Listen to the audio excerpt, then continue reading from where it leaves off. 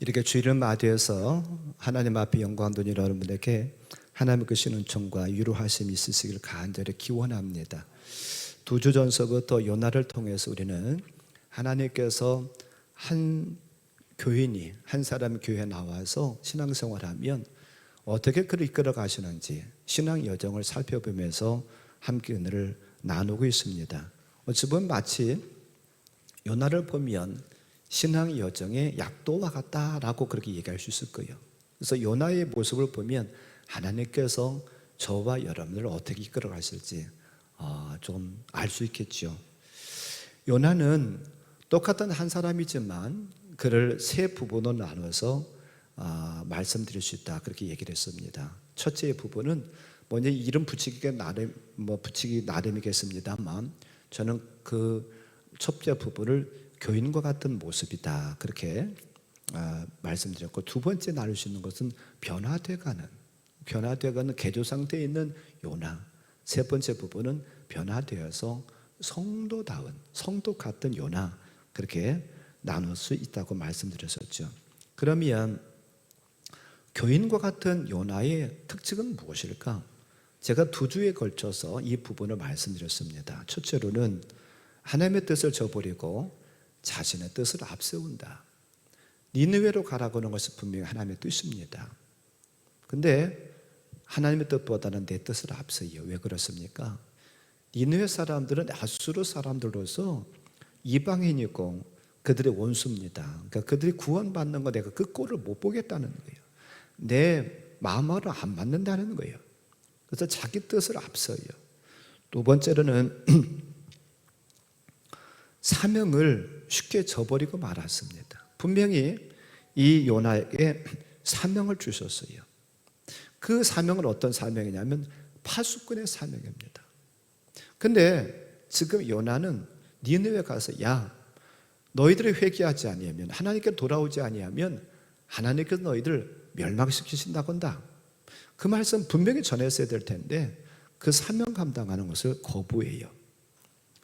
하나님 앞에 쓰임받는 하나님의 종이라고 한다고 하면 때로는 내 마음과 안 맞을 수 있지만 하나님께서 주시는 사명을 잘 감당해야 되죠. 일꾼은 주인이 무엇을 시키느냐에 따라서 일을 하는 것이 일꾼입니다. 우리는 저와 여러분들은 하나님의 일꾼이에요. 세 번째로는 그는 모든 일들을 합리화시킵니다. 변명하기에 급급해요. 요바로 내려갔더니 배가 준비되어 있는데 니느웨로 가는 배가 아니라 다스스로 가는 배가 먼저 준비해 있었어. 그래서 나는 그게 하나님의 뜻인 줄 알고 나는 그거 따라갔어. 그렇게 변명하죠. 처음부터 니느웨로는 가고 싶지 않은 마음이 그에게 컸지만 그렇게 합리화시키고 변명해요. 우리는 이 부분을 합리화시키고 변명하다가 하나님 말씀 불순종하다가 결국은 버림받았던 사울왕을 통해서 잘 살펴봤어요. 우리는 변명과 합리화시키는 조함들이 아니라 하나님 앞에 정직하기를 바라고, 또한 혹시라도 우리가 범죄했었을 때는 범죄함을 인정할 줄 아는, 하나님 내가 잘못했습니다, 이런 죄를 범했습니다, 하나님 용서해 주세요, 그런 자세가 필요하지, 하나님 내가 그럴 수밖에 없었어요, 입장 바꿔 생각해 봐요, 다른 사람들도 이랬다고 하면 다 이랬을 거예요, 이렇게 우리가 변명하고 합리화시키는 우리가 되지 않기를 바랍니다. 또한 그는 문제를 만들어 놓고도 그것을 문제를 여기지도 않고 그는 태평하고 잠들어 있어요. 다른 사람들은 지금 배가 깨질 것 같으니까 배를 어떻게 구해보려고, 하나라도 물건을 더 구해보려고 동분서주하는데 요나만큼은 배 밑창에 들어가 가지고서 하나는요 깊이 잠들어 있습니다. 이렇게 요나가 살다 보니까 어떤 일이 생기게 되느냐 하면요, 창피를 당해요. 요나가 깊이 잠들어 있어서, 영적으로 깊이 잠들어 있다 보니까 선장, 이방인인 선장이 그를 깨웁니다. 야, 일어나라.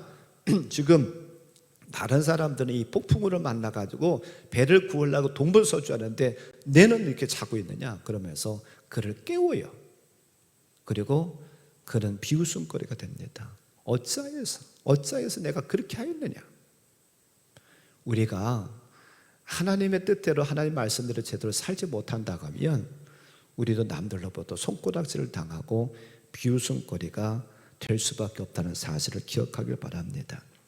우리는 이 세상을 옳은 대로 끌고 가야 돼요. 안 믿는 사람을, 죽을 영혼들을 옳은 대로 끌고 가야 됩니다. 그래야 되는데 이게 거꾸로 되면 안 되죠. 다니엘서 12장 3절에서 이런 말씀을 하고 있어요. 같이 볼까요? 지혜 있는 자는 궁창의 빛과 같이 빛날 것이요 많은 사람을 옳은 대로 돌아오게 한 자는 별과 같이 영원토록 빛나리라. 옳은 대로, 옳은 대로가 뭐예요? 하나님의 말씀대로 하나님께로 영혼 구원받는 대로 그 뜻입니다. 그렇게 한 자는 우리가 천국에 가서 별과 같이 영원토록 빛날 것이라고 말씀하고 있어요. 저와 여러분들이 옳게 살기를 바랍니다. 사도 바울 선생님께서 그런 말씀을 하고 있어요. 내가 그리스도를 본받는 자가 된 것 같이 너희는 나를 본받는 자가 되라. 너희는 나를 본받는 자. 바울은 하나님의 거룩하신 뜻대로 잘 살아서 너희는 나 본받는 자 되라고 했지만 저는 그렇게 말할 자신이 없어요. 저도 여러분들과 똑같은 육신을 가진 존재고 저도 쓰러지고 넘어지는 존재이기 때문에 저는 그렇게 말하고 싶지 않아요. 우리는요, 누구를 본받아야 돼요? 예수 그리스도를 본받기 바랍니다. 저와 여러분들이 예수 그리스도를 본받아서 많은 사람들을 옳은 대로 인도함으로 말미암아 저와 여러분들이 그곳에 가서 별과 같이 영원히 빛나는 그런 존귀함을 받는 저와 여러분들 되기를 주님의 이름으로 간절히 축원합니다. 오늘 저는 아침에 까치 때문에 깼어요. 까치가 우는 건지 짖는 건지 웃는 건지는 모르겠지만 어떤 까치 소리가 굉장히 가깝게 들리더라고요. 그런 경험은 거의 처음이었던 것 같아요. 제가 여기 와서 한 1년 반 정도 됐는데 그렇게 가깝게 까치가 우는 것은 처음이었던 것 같아요. 그것에서 깨면서 무슨 생각이 번뜩 드느냐면 성환아 잠에서 깨. 근데 그게 어떻게 들리느냐 하면 주님께서 저한테 하시는 말씀처럼 야 성환아 영적인 잠에서 깨라 그렇게 들리는 것 같아가지고 저게 번쩍 들었습니다. 잠에서 번쩍 깼어요. 바라고 원하기는 오늘 이 시간 예배가 저와 여러분들 모두가 영적인 잠에서 깨어나는 귀한 시간 되기를 주님의 이름으로 간절히 축원합니다. 교인 같은 신앙생활을 했었을 때에 하나님께서 요나에게 어떻게 처방하셨는가 그 처방을 오늘 함께 좀 생각해 보면서 함께 은혜를 나누려고 합니다. 첫 번째는 하나님의 처방은 무엇이었느냐 하면 그에게 물고기를 보냈다는 거예요. 큰 물고기를 보내서 그를 삼키게 하셨어요. 오늘 우리가 같이 봉독한 요나서 1장 12절 말씀에 보니까 그가 대답하되 나를 들어 바다에 던지라 그리하면 바다가 너희를 위하여 잔잔하리라. 너희가 이 큰 폭풍을 만난 것이 나 때문인 줄을 내가 아노라 하니라. 교인 같은 요나가 도망가다 보니까 하나님께서 그를 붙잡기 위해서 그에게 어떻게 하셨느냐 하면 큰 폭풍우를 일으킵니다. 그리고 배가 거의 깨지게 되었어요. 그래서 결국은 요나를 바다에 집어 던집니다. 15절 말씀을 보니까 요나를 들어 바다에 던짐에 바다가 뛰노는 것이 곧 그친지라. 이 지금 요나를 집어 던졌는데 하나님께서 17절 말씀을 보니까는요 그냥 아무 계획 없이 집어 던진 것이 아니라 하나님께서는 큰 물고기를 예비하셨대요. 여호와께서 이미 큰 물고기를 예비하사 요나를 삼키게 하셨으므로 요나가 밤낮 3일을 물고기 뱃속에 있으니라 그렇게 말씀하고 있어요. 교인과 같은 모습으로 살아가는 요나에게 하나님의 처방은 무엇이냐면 한 가지밖에 없습니다. 무엇이에요? 물고기를 예비하셔서 물고기 뱃속에 집어 넣는 것이었습니다. 어렸을 때 교회학교 선생님들이 이 요나 설교를 하시면서 이 물고기는 고래다 그렇게 얘기를 하셨었어요. 그래서 전 어렸을 때부터 고래인 줄 알고 살았습니다. 근데 학자들에 의하면 고래는 입이 작아가지고 사람을 삼키기 어렵다는 거예요. 지중해에 사어라는 그러한 그 물고기가 있는데 그 물고기는 입이 크고 등치도 커가지고요 사람을 삼킬만 하다고 그럽니다. 이게 무슨 뭐 사어든 혹은 고래든 그게 사실 중요한 것은 아니에요. 하나님께서 버리신 자는 물고기를 보낼 것도 없고 물고기 뱃속에 집어넣을 일도 없습니다. 그러나 하나님께서 선택해서 쓰기를 원하신다고 하면 요나와 같은 교인 요나와 같은 그런 모습으로는 하나님께 쓰실 수가 없어요. 그래서 그를 다듬어 가는데 어디다 집어넣어요? 물고기 뱃속에다가 집어넣는다는 사실을 기억하길 바랍니다. 그런데 이 물고기는요 요나 시대에만 있었던 것은 아니에요. 지금 이 시대에도 이 물고기는요 우리 주변을, 저와 내 주변을 어슬렁거리고 다니고 있다는 거예요. 왜요? 사명 감당하려고. 큰 물고기, 하나님께서 보내신 지금도 어슬렁거리는 이 물고기의 사명은 무엇인가요? 구약시대, 요나시대는 하나님께서 집어 던지는 요나를 삼키기 위해서 물고기가 어슬렁거리며 다녔지만 이 시대는 누구를요? 우리가 하나님의 뜻을 피하고 요나와 같은 그런 모습으로 살아간다고 하면 저와 여러분을 삼키기 위해서 우리 주변을 돌아다닌다는 사실을 기억하길 바랍니다. 구약시대에 보면 이 물고기로 상징되는 이런 어려움이요 그 종류가 많이 나와요. 어떨 때는 하나님께서 가뭄이라고 하는 물고기를 보냈어요. 어떨 때는 기근이라고 하는 그런 물고기도 보냈어요. 어떨 때는 질병이라고 하는, 어떨 때는 불치병이라고 하는, 어떨 때는 전염병이라고 하는 그런 물고기도 보내셨습니다. 어떨 때는 전쟁이라고 하는 그런 물고기도 보냈어요. 어떨 때는 바벨론의 포로로 끌려가는 그런 물고기도 하나님께서 보내셨어요. 이것은 구약시대만이 아니라 오늘 우리가 살아가는, 저와 함께 살아가는 이 시대에도 하나님은 물고기를 보내시는 어떤 물고기요? 물질의 물고기도 보내기도 하고 환경의 물고기도 보내기도 하고 질병이라고 하는, 자녀라고 하는, 사람이라고 하는 물고기를 보내기도 해요. 그런데 저는 이 물고기를 무덤이라고 얘기를 하고 싶습니다. 뒤에 제가 제일 끝마무리에 왜 무덤인가, 예수님과 관계된 것을 살펴보면서 말씀을 드릴 텐데 이 무덤 혹은 물고기는 왜 왔을까? 왜 왔을까? 이 땅에 제일 먼저 이 무덤을 끌어들인 것은 누구냐면요 아담이에요. 왜 아담이 이 무덤을, 물고기를 제일 먼저 끌어들였을까? 한마디로 말씀드리면 불순종입니다. 분명히 하나님께서는 에덴 동산을 만드시고 에덴 동산에 아담과 하와를 두셨어요. 그러면서 하나님께서 정했던 규칙이 있고 그 권한을 그어놓았습니다. 야 아담아, 여기 있는 모든 것을 다 먹을 수 있지만 동산 중앙에서 선악을 알게 하는 나무의 열매만큼 먹지 말아라.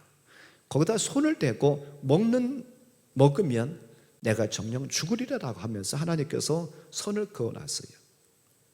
아담이 갈 수 있는 선, 아담이 넘어서면 안 되는 선을 하나님께 그어놓았지만 우리가 잘 아는 것처럼 아담은 그것을 뛰어넘어요. 하나님께 그어놓으신 선을 뛰어넘어요. 그것이 결국은 죄가 됐고 결국은 죄는 무엇입니까? 불순종이에요. 하나님께서 먹지 말아라 라고 했는데도 불구하고 먹는 불순종이 그에게 들어와요. 결국은 아담과 하와는 뱀으로 상징된 사탄의 꾀임에 넘어가가지고 하나님의 영역을 침범합니다. 그것으로 말미암아서 우리에게 뭐가 들어오느냐면 죽음이라고 하는 것이에요. 죄의 삭은 죽음이기 때문에 죄에게는 분명히 값을 치러야 돼요. 그런데 그 죄의 값은 무엇이냐면 죽음이라고 하는 것이 우리에게 들어와요. 그래서 무덤은 왜 찾아왔을까? 아담과 하와의 불순종이라고 하는 그것 때문에 들어왔어요. 왜 하나님께서 우리를 무덤에 집어넣을까? 물고기 뱃속에 집어넣을까? 무덤은 뭐예요? 저 어렸을 때 이장하는 것을 보았거든요. 근데 사람을 장사 지낼 때를 보면은 육체가 다 있어요. 근데 오래되니까 이 육체 다 썩어버리고요. 더 오래된 것은 뼈도 거의 남지 않았더라고요. 왜 하나님께서 무덤에 집어넣을까? 썩히기 위해서 그래요. 무엇을 썩히기 위해서요? 아담의 성분을. 아담의 성분이 뭐예요? 불순종이에요. 아담의 성분이 무엇이에요? 거역하는 거예요. 요나가 하나님의 말씀을 거역합니다. 하나님의 뜻을 거역하고서 하나는 내 뜻대로 살잖아요. 하나님께서 요나를 물고기 뱃속에 집어넣은 것, 무덤 속에 집어넣은 것은 그것을 썩히겠다는 거예요. 불순종하고 거역했었던 사람의 견해, 사람의 뜻, 사람의 자아, 이것을 하나님은 그 무덤에다 넣고 물고기 뱃속에다 넣고서는 처단하겠다는 거예요. 그런데 이것은요, 요나에게만 필요한 것이 아니라 저와 여러분에게도 이 무덤이 준비되어 있다는 거예요. 우리가 불순종하고 내 뜻을 앞세우면 우리도, 저와 여러분들도 물고기에 들어갈 수밖에 없어요. 무덤에 들어갈 수밖에 없어요. 물론 하나님께서 아주 버려버렸다고 한다고 하면, 구원할 그런 의미도 없고 쓸 일도 없다고 한다고 하면, 버려버렸다고 한다고 하면, 아무리 죄를 짓고 아무리 불순종하고 아무리 거역을 해도 하나님께서 물고기 뱃속에 집어넣지도 않고 무덤에 집어넣지 않겠지만, 그러나 요나처럼 쓰기를 원하신다고 하면 하나님은 집어넣고서 하나는 다듬어 가신다는 거예요. 그 썩힌다는 것을 우리가 기억하길 바랍니다. 바라고 나기는 우리는 불순종하지 않기를 바라요. 거역하지 않기를 바랍니다. 그래서 무덤을 통과할 수 있는, 무덤을 뛰어넘을 수 있는 저함들 되기를 주님의 이름으로 간절히 축원합니다.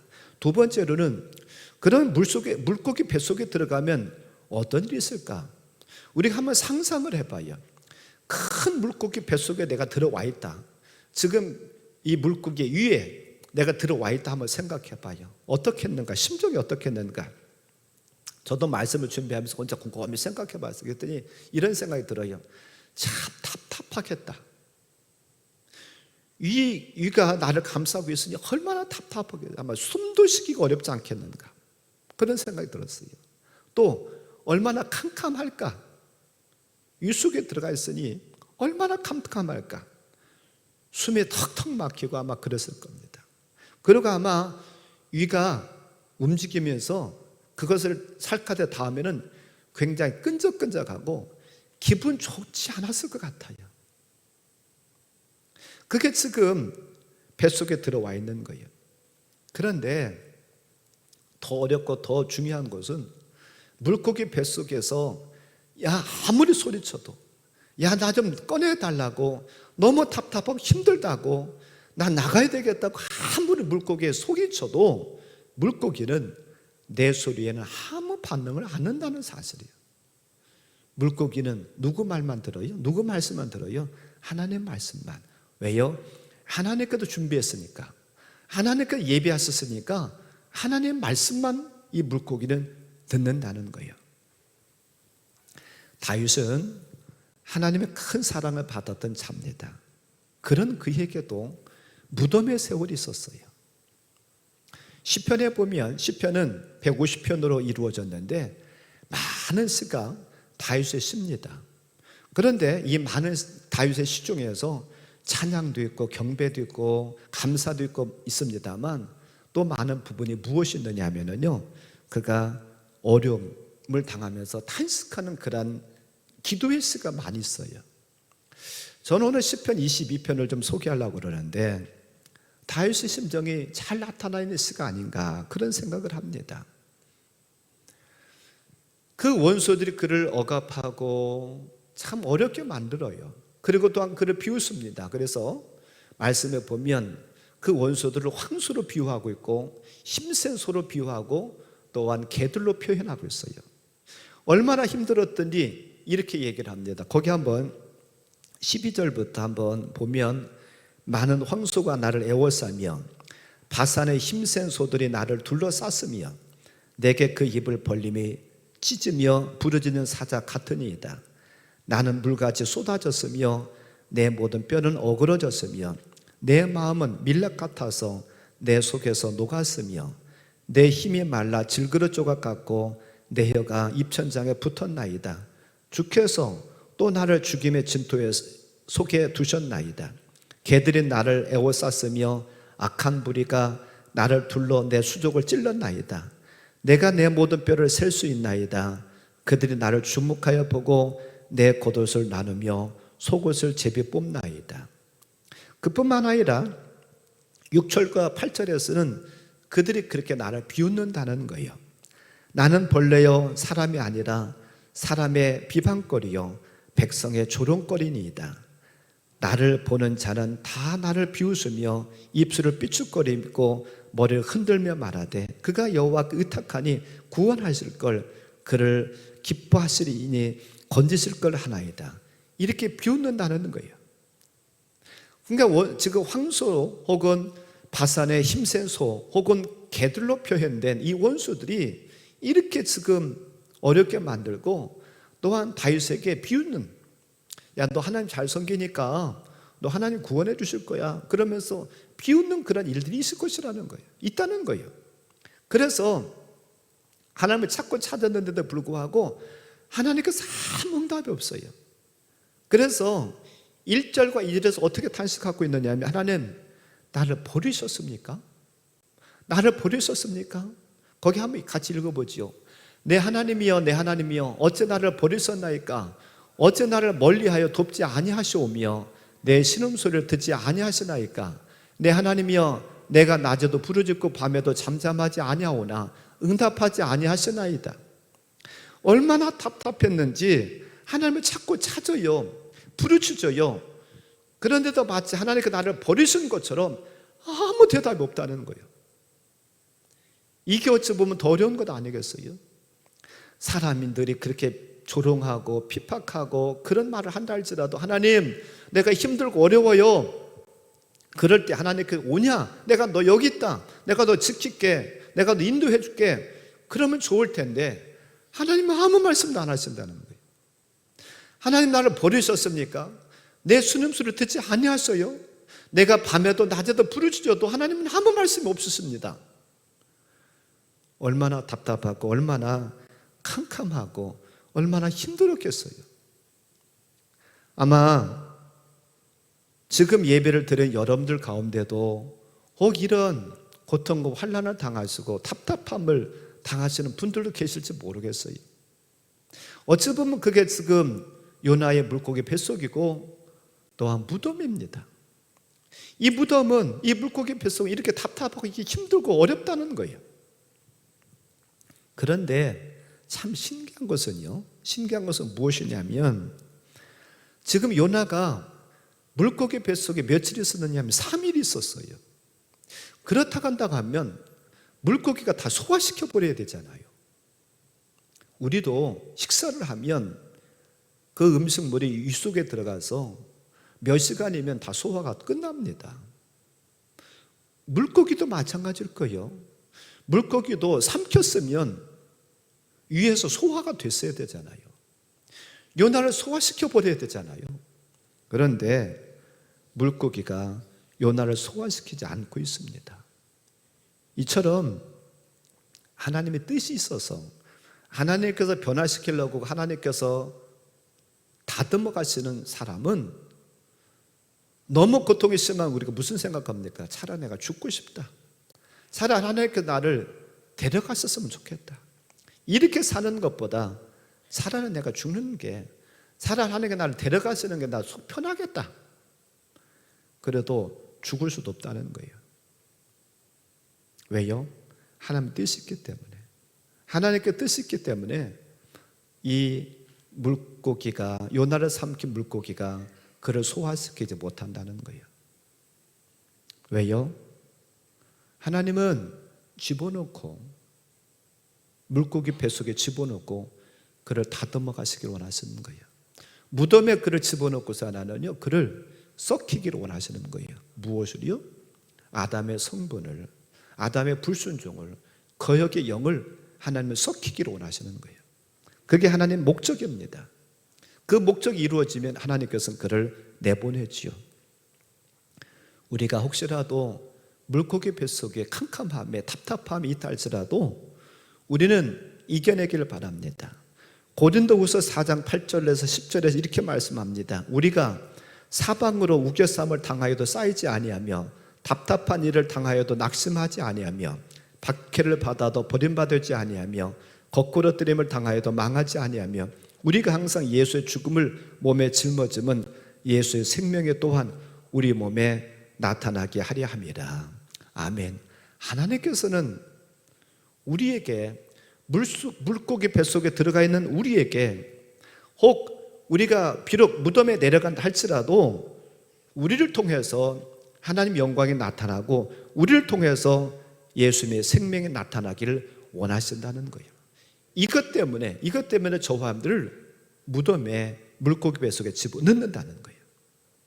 아무쪼록 우리는 혹시라도 물고기 뱃속에 있다 할지라도, 무덤 속에 들어가 있다 할지라도 인내하시기 바랍니다. 그리고 저와 여러분들 통해서 예수님의 십자가가 나타나기를 바라요. 저와 여러분들 통해서 예수님의 생명만 나타나는 그런 저사람들 되기를 주님의 이름으로 간절히 축원합니다. 세 번째로는 이 무덤과 예수님과는 어떤 관계가 있을까? 복음서에 보면 서기관과 바리새인들이 예수님을 찾아와요. 그러면서 뭐라고 그러냐면 당신 진정으로 하늘로부터 내려온 하나님의 아들이 있다고 한다면 우리에게 표적을 보여주세요. 우리 이적과 기적을 보여주시면 우리가 당신이 하늘로부터 내려온 하나님의 아들이라고 우리가 믿겠습니다. 그러면서 그 서기관과 바리새인들이 그렇게 얘기를 합니다. 아마 이들은 예수님께서 어떠한 신기한 일을 보여주기를 원했을 거예요. 그런 표적을 보기를 원했을 거예요. 그런데 예수님은 뭐라고 말씀하시냐면 선지자 요나의 표적밖에는 내가 너희에게 보여줄 표적이 없다라고 말씀하셔요. 자, 말씀이 떴네요. 거기 한번 같이 볼까요? 마태복음 12장 38절부터 40절 같이 봅니다. 그때 서기관과 바리새인 중 몇 사람이 말하되 선생님이여 우리에게 표적 보여주시기를 원하나이다. 예수께서 대답해 이르시되 악한 음란한 세대가 표적을 구하나 선지자 요나의 표적밖에는 보일 표적이 없느니라. 요나가 밤낮 3일 동안 큰 물고기 뱃속에 있었던 것 같이 인자도 밤낮 사흘 동안 땅속에 있으리라. 아멘. 예수님께서 이 서기관과 바리새인에 와서 표적 보여주세요 하니까 그들이 이해하기 곤란한 얘기를 하세요. 야, 내가 너희들에게 보여줄 표적은, 가장 큰 표적은 무엇이냐면 요나의 선지자의 표적이야. 요나 선지자가 물고기 뱃속에 3일 동안 있었던 것처럼 내가 무덤 속에 내려가서 나도 3일 동안 있을 것이다. 이게 내가 너희들에게 보여줄 가장 큰 표적이다라고 말씀하세요. 구약 성경에 보면 큰 표적들이 많이 있어요. 홍해가 갈라진 사건이라든지, 또한 엘리야 선지자 같은 경우는 죽음을 보지 않고 하늘로 들림 받잖아요. 또한 노아의 방주라든지, 뭐 표적으로 얘기한다면 그거보다 큰 표적이 많이 있을 텐데 예수님은 굳이 요나의 표적밖에, 요나의 표적이 가장 큰 표적이다. 왜 그랬을까요? 의미적인 면에서는 가장 큰 표적이라고 하는 거예요. 왜요? 요나가 물고기 뱃속에 들어갔다가 사흘 만에 나오는 것은 마치도 예수님께서 땅에 묻히셔서, 무덤에 묻히셔서 3일 동안 계시다가 부활하신 거랑 똑같다는 거예요. 그렇기 때문에 그 사건이 가장 큰 사건이에요. 그것이 가장 큰 표적이다라고 말씀하세요.